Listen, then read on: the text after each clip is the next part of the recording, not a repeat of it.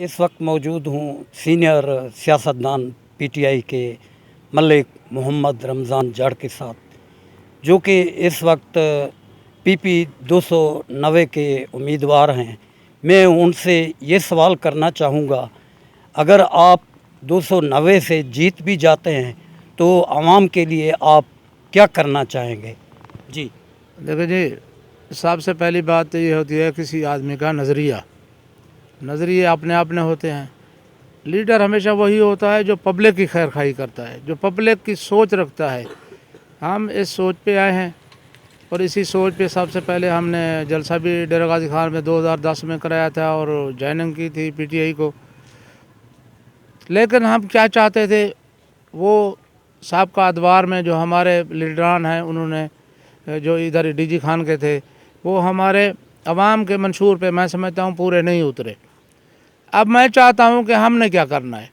हमने करना ये है कि महकमों को, तमाम इदारे जो इस वक्त करप्शन का गढ़ बने हुए हैं, जो अपने अर्दली चौकीदार से रिश्वत वसूल करके लोगों के काम होते हैं, हमने ये करना है कि हर आदमी का मेरिट वाला काम बग़ैर किसी सिफारिश के वो अपने इदारे में जा सकेगा, उसे प्रोटोकॉल मिलेगा और उसका काम होगा। हमने ये तब्दीली करनी है, हमने रिश्वत के ख़िलाफ़ करनी है, हमने अपना इमरान खान के मंशूर के मुताबिक काम करने हैं।